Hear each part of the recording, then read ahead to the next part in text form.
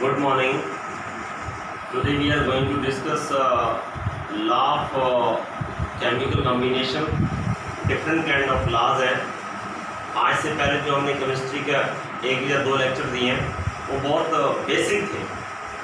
वो कोई भी बच्चा आसानी से पढ़ भी सकता है, उन्हें समझ भी सकता है और नंबर ऑफ टाइम डिस्कस भी हुए. केमिस्ट्री अब आपका अब जोर पकड़ेगी. धीरे धीरे अब आप केमिस्ट्री की तरफ इसके यूजेस में बढ़ेंगे. Today we are going to take first lecture regarding the laws of chemical combination. और उसमें सबसे पहला ये भी आपने पढ़ रखा है कि law of mass conservation.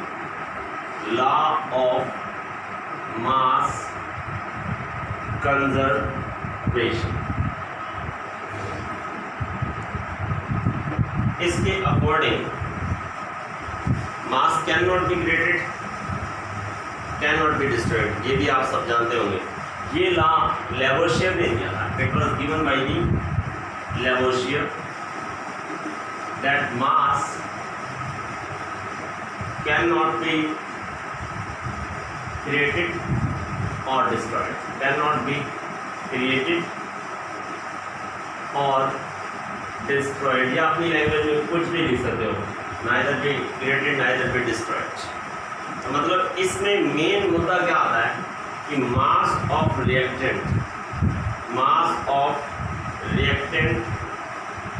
Becomes equal to mass of product. ये 1750s के आसपास की बात है. अब जैसे इसमें हम कोई भी एग्जांपल ले लेंगे. जैसे सपोज कर लो मर्क्यूरी ऑक्साइड को मैंने हीट किया तो what I am getting mercury plus oxygen. इसका जो प्रोडक्ट का और रिएक्टेंट का मास होगा वो इक्वल होगा. सपोज कर लो जैसे हमने मर्क्यूरी ऑक्साइड वाला एग्जांपल लिया है. ये 100 ग्राम है. ये 100 ग्राम लिया हमने और ये हमें मिला 92.4 ग्राम, 92.6 ग्राम. और ऑक्सीजन हमें मिली 7.4 ग्राम. अब इनको ऐड कर लो. ये मास ऑफ रिएक्टेंट कितना हो गया? मास ऑफ रिएक्टेंट 100 ग्राम हो गया. ये 92.6 and 7.4. Now it comes to 6 for 10 and 0 and 0. 7 to 9 और 100 ग्राम. तो मास ऑफ रिएक्टेंट और मास ऑफ प्रोडक्ट बराबर आ गया. ये चीज़ें आपने कर रखी हैं. लेकिन इस लॉ की एक लिमिटेशन आती है. वो लिमिटेशन ये आती है कि law of mass conservation nuclear reactions में एप्लीकेबल नहीं होता. न्यूक्लियर रिएक्शंस में एप्लीकेबल नहीं है. अब जैसे सपोज कर लो अगर कोई मास ऑफ रिएक्टेंट 100 ग्राम है मेरे पास और मास ऑफ प्रोडक्ट मेरे पास 99.8 ग्राम आ गया. अब ये क्वेश्चन बनता है कि वो 0.2 ग्राम कोई भी चीज़ है वो कहाँ गया. अभी तक तो मैं स्टडी करवा रहा था कि mass of reactant becomes equal to mass of product. अब मैंने बोल दिया कि न्यूक्लियर रिएक्शंस में ये एप्लीकेबल नहीं है, इसकी लिमिटेशन है. फिर इसको देखा गया कि जब ये 100 ग्राम है और ये 100 नहीं आ रहा तो ये 0.2 कहाँ गया. तो फिर आइंस्टीन की इक्वेशन को यूज करते हुए E = mc². We find that अगर जो प्रोडक्ट बन गया, मान लो ये हमने 100 ग्राम लिया और ये 99.8 ग्राम आया तो बाकी कहाँ गया? That is converted into energy. इसलिए लॉ ऑफ मास कंजर्वेशन अब इम्प्रूव्ड फॉर्म में आ गया और इसको क्या बोलते हैं? Law of mass and energy conservation. अब जब ये एनर्जी में कन्वर्ट हो गया ना तो फिर हम क्या बोलते हैं कि law of mass and energy conservation. Now its name has been change. Law of mass and energy conservation. ये बहुत आसान लॉ है, आसानी से आपको आ जाएगा. इसके ढेरों एग्जांपल आपको बहुत जगह मिल जाएंगे. इसके न्यूमेरिकल्स भी आ जाएंगे. धीरे धीरे आपने करते जाना है. तो हमने स्टडी क्या किया कि law of mass conservation is given by Lavoisier near about 750 के आसपास गिवन है। Mass of reactant becomes equal to mass of product, चाहे हम उसका ऑक्सीडेशन कर लें। तो नॉर्मली हमने ये स्टडी किया कि mass of reactant becomes equal to mass of product, लेकिन फिर इसके अंदर एक लिमिटेशन आई कि कुछ रिएक्शंस में ऐसे देखा गया कि mass of reactant mass of product के इक्वल नहीं आ रहा, तो बाकी जो बचा हुआ मास है वो कहाँ गया, that is converted into energy. Then the law of mass conservation again come in improved form, it is known as law of mass and energy conservation and derived by E is equal to mc square. ये Einstein equation है, Einstein equation है। अब इसके ऊपर बहुत सारे numericals हैं, बहुत सिंपल है, सिर्फ आपने प्रोडक्ट से बनाना है रिएक्टेंट का। इसको नोट कर लिया होगा बेटा आपने, मास of reactant and mass of product. फिर नेक्स्ट आता है बेटा इसके बाद, अगर हम यही बात करें, थोड़ी सी और बात करें, या इसका एक एग्जांपल ले भी लें, इसका एक एग्जांपल ले लेते हैं। सपोज कर लो that when 49 gram, when 490 gram, 4.90 gram of potassium chloride heated, potassium chloride heated produced 1.92 gram of oxygen, 1.92 gram of oxygen and also residue and potassium chloride या residue कह लो left, potassium chloride left, whose weight is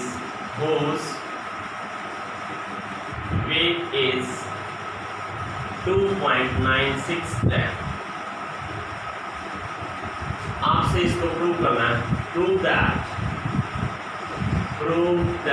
it follows या obeys the law of mass conservation, the law of mass conservation।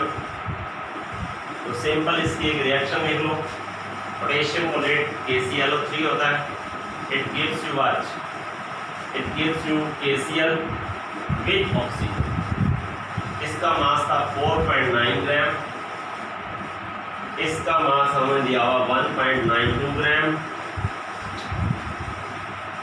और 2.96 ग्राम।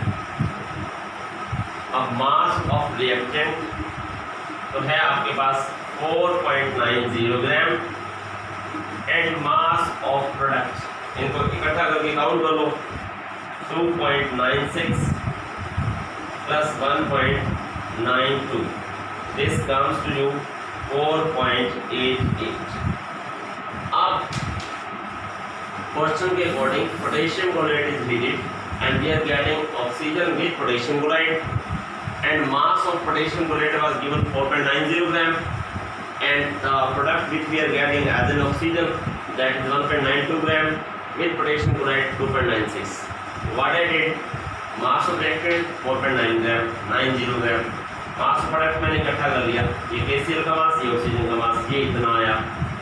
अब आप देख पा रहे होंगे कि मास ऑफ प्रोडक्ट तो 4.90 ग्राम है, ऑफ मास ऑफ रिएक्टेंट 4.88 है। अब यहाँ पे 0.2 ग्राम का फिर डिफरेंस है, that is converted into energy, ये इम्प्रूव फॉर्म में है। तो this is all about the law of mass conservation. ऐसे फिर बहुत सारे क्वेश्चंस बनेंगे, जैसे सपोज करो कि combustion of methane, combustion of methane and we are getting CO2 and water. ये मीथेन ले लो बेटा, किसी भी चीज़ का कंबस्टन करते हो, आपके पास प्रोडक्ट में क्या आता है, CO2 plus water plus heat आती है। अब यहाँ पे आपको गिवन होगा कि मीथेन 16 ग्राम है ये इतने ग्राम है, ये इतने ग्राम है, तो बताओ ये लॉ ऑफ मास कंजर्वेशन को फॉलो करता है कि नहीं? तो फिर यहाँ से नंबर ऑफ मोल्स लगाना पड़ेगा, इसके मोल निकालने पड़ेंगे। ये जब हम अगले लेक्चर में आएंगे नंबर ऑफ मोल्स पर आएंगे तो फिर इस तरीके के न्यूमेरिकल को उठाना सिखा देंगे। कि बहुत बेहद आसान है, इतना आसान है इसको करना। लेकिन उससे पहले मैं आपको मोल कंसेप्ट समझा दूँ, नंबर ऑफ मोल समझा दूँ, फिर बहुत आसानी से निकल जाएगा। मोल कंसेप्ट से डरना नहीं है, जैसे जैसे टॉपिक आगे होगा उतना उतना हम आगे होते जाएंगे टॉपिक में। अब दूसरा लॉ है बेटे आपके पास, तो इस तरीके के क्वेश्चन आएंगे। अगर आप कर रहे हो कहीं और आपको प्रॉब्लम आ रही है, आप मुझे भेज दो, I will solve it out on the spot.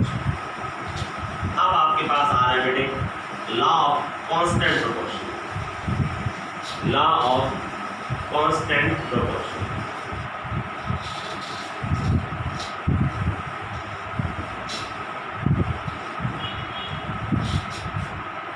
Law of constant proportion, ये भी आपने, ये दो लॉ आपने ना 9th में कर रखे हैं। 9th का बड़ा फॉर्म है 11th। 9th और 11th एक जैसी क्लासेज है, जैसे 9th क्लास लगती थी 10th इजी लगती थी, ऐसे हल्की सी 11th क्लास है। लेकिन जब हम करने बैठेंगे समझेंगे तो बिल्कुल टफ नहीं है, बहुत आसान क्लास है, बहुत मज़ा आता है इस क्लास में। अब हम कर रहे हैं law of constant proportion, law of constant proportion. ये प्राउस्ट ने दिया था, इसके बारे में आप अच्छे से ही जानते हो कि in a compound, suppose that I take the water, water कहीं से भी ले लो, तुम्हारे घर से ले लो, मेरे घर से ले लो, स्कूल से ले लो, एसिड रेन और रेन वाटर ले लो। When a compound is form, उसके अंदर जितने भी एलिमेंट हैं वो उनमें बाई मास रेशो फिक्स होता है। If a compound is form, law of constant proportion में the mass ratio is always fixed. Suppose that I take the water, water को लिया मैंने, वाटर के कितने मर्जी सोर्स ले लेना। जैसे सपोज कर लो मैंने रेन वाटर ले लिया, मैंने वाटर पॉन्ड से ले लिया या कहीं से भी ले लिया। तो ये वाटर है, ये वाटर का फार्मूला है। इसमें हाइड्रोजन का मास कितना है 2, ऑक्सीजन का कितना है 16, 2 16। इनका सिंपलेस्ट रेशो निकालो तो 1:8, 1:8। तो लॉ ऑफ कांस्टेंट प्रोपोर्शन क्या बोलता है? In a compound element are always form by fix mass of ratio, means of that hydrogen और ऑक्सीजन से मिलकर अगर वाटर बन रहा है तो उसमें हाइड्रोजन और ऑक्सीजन का रेशो 1:8 आएगा। फिर वो पानी चाहे कहीं से आए, चाहे रेन वाटर आए, चाहे पॉन्ड वाटर आए, चाहे सी वाटर आए, चाहे तुम्हारे घर से आए, कहीं से मर्जी ले लेना। इफ वाटर इज देयर, उसके अंदर एलिमेंट जो होंगे वो बाई मास रेशो फिक्स होंगे। Is clear? ऐसे ही सपोज कर लो अगर हम CO2 ले लेते हैं तो CO2 भी तो कितने सोर्सेज से आ सकती है। CO2 आप कैल्शियम कार्बोनेट से ले लो, CO2 आप लाइम वाटर से ले लो, CO2 आप सोडियम कार्बोनेट से ले लो, CO2 आप बेकिंग सोडा से ले लो, या कोई भी सोर्स है। लाइम वाटर के अंदर जब CO2 पास करते हो तो ऐसे ही जब इन सोर्सेज से हमें CO2 मिलेगी तो CO2 का बाई मास रेशो फिक्स रहेगा। कार्बन का मास कितना होता है 12, ऑक्सीजन का मास कितना होता है 16 2 जा 32। इसको सिंपल करोगे तो 6, ये चला जाएगा 12 और ये चला जाएगा 4 3 जा 12 और 4 8 जा 32। तो आपने जो CO2 ली, चाहे किसी मर्जी सोर्स से ले लो, लाइम वाटर ले लो, ब्लीचिंग पाउडर ले लो, या कोई मर्जी सोर्स ले लो, कैल्शियम कार्बोनेट ले लो, CO2 अगर कहीं भी होगी उसमें कार्बन और ऑक्सीजन का बाई मास रेशो फिक्स होगा, बाई मास रेशो फिक्स होगा।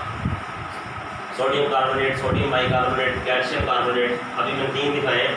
एनी सोर्स, कार्बन और ऑक्सीजन का बाई मास रेशो फिक्स होगा 3:8। अब इसके अंदर भी चक्कर है थोड़ा सा कि लॉ ऑफ मास कंजर्वेशन जो है ना, इसकी लिमिटेशंस है। लॉ ऑफ मास कंजर्वेशन की क्या है, लिमिटेशंस है। लिमिटेशन के अंदर क्या आएगा, छोटी सी दो लिमिटेशन है कि ये law of mass conservation isotopes पे एप्लीकेबल नहीं है। आइसोटॉप्स पे एप्लीकेबल नहीं है। आइसोटॉप तो अलग अलग होते हैं ना, जैसे वाटर का हम 16 भी तो ले सकते हैं वाटर के ऑक्सीजन के अंदर, तो उसका मास रेशो अलग आ जाएगा। और कुछ कंपाउंड ऐसे हैं, जैसे सपोज कर लो, एक तो आइसोटॉप्स के अंदर एप्लीकेबल नहीं है, नंबर 2 मान ले C2H5OH ले लो, और इसी के साथ आपने दूसरा एग्जांपल इसका है C2H5OH एंड कीटोन CH3COCH3। इसमें कार्बन हाइड्रोजन और ऑक्सीजन का रेशो सेम होता है, लेकिन फिर भी प्रोडक्ट क्या आता है, अलग अलग आ जाता है, और प्रोडक्ट सेम आ जाता है। अगर कार्बन हाइड्रोजन ऑक्सीजन का बाई मास रेशो लें, when element combine in same ratio the compound form may be different, लेकिन may be different बोल रहा हूँ मैं, सॉरी। अगर हम कार्बन हाइड्रोजन ऑक्सीजन का रेशो लें तो कार्बन का मास कितना होता है, 12। अब कोई मर्जी ले लो, ये ले लो, चलो, तो ये 12 2 24, ये इसके अंदर हाइड्रोजन अल्कोहल में 6 है, ऑक्सीजन 1 है, 12। अब इसके अंदर इसको सिंपल करोगे तो 6 3 जा 6 1 जा 6 और 6 2 जा, ये एक रेशो बन गया। और इसके अंदर ही तो कार्बन 2 हैं, एसीटोन में भी तो CH3COCH3। अब जब इसका इसके साथ रेशो करोगे, when we are taking law of constant proportion is not applicable in the isotopes। Isotopes में मास अलग अलग आ सकता है, तो उनका रेशो बिगड़ जाएगा। जैसे कार्बन के बहुत सारे आइसोटॉप्स होते हैं, कार्बन के कितने आइसोटॉप्स होते हैं, C6 9 C6 10 C6 11 C6 12। अब मान लो कोई C12 है, उसमें कार्बन का मास 12 आएगा, और अगर C14 है उसमें कार्बन का मास 14 आएगा। तो आइसोटॉप्स के ऊपर ये लॉ एप्लीकेबल नहीं है। और जैसे एक सपोज करो मैंने लिया इथेनॉल और ईथर लिया, अब इसके अंदर देखो कार्बन 2 हाइड्रोजन 5 और 1 6 ऑक्सीजन 1, तो हम तो सिंपलेस्ट रेशो लेंगे, कार्बन हाइड्रोजन ऑक्सीजन 24, इसके अंदर 12, कार्बन का मास होता है 12, हाइड्रोजन का 1 और ऑक्सीजन का 16। तो कार्बन इसमें 24 आ रहे हैं, हाइड्रोजन 6 है और ऑक्सीजन 12 आ रहा है मास। तो जब इसका सिंपलेस्ट रेशो निकाला, वी आर गेटिंग 4:1:2। ऐसे ही जब इस ईथर के अंदर करते हैं, तो ईथर के अंदर कार्बन कितने हैं, 2, हाइड्रोजन कितने हैं, 6 और ऑक्सीजन कितने हैं, 1। जब इसका रेशो निकालते हैं तो 24 6 12, इसको सिंपलेस्ट रेशो में किया तो देखो रेशो तो सेम ही आ रहा है, 4:1:2 4:1:2। तो लॉ ऑफ कांस्टेंट प्रोपोर्शन इन कुछ कंपाउंड में नहीं लग रहा और आइसोटॉप में एप्लीकेबल नहीं है। अब आपने करना क्या है, आपने ये लेके और आपके एनसीईआरटी में छोटे छोटे इसके सैंपल प्रॉब्लम बहुत ही सिंपल है कि वहाँ से भी ऑक्सीजन आ रही है, यहाँ से भी ऑक्सीजन आ रही है, तो उसका रेशियो निकालो। या एनसीईआरटी में एक क्वेश्चन क्यूप्रिक ऑक्साइड वाला दिया हुआ, क्यूप्रिक नाइट्रेट वाला, तो उसमें कॉपर ऑक्सीजन और नाइट्रेट का रेशियो सेम आ रहा है। तो आज ये आपका दूसरा video law of mass conservation and law of constant proportion over होता है। आप इसके घर बैठ के कुछ छोटे छोटे सिंपल न्यूमेरिकल है, आप अपने आप करना, कुछ मैं आपको एज ए असाइनमेंट डालूंगा, होना है तो we will discuss. Thank you बेटा, bye bye, God bless you.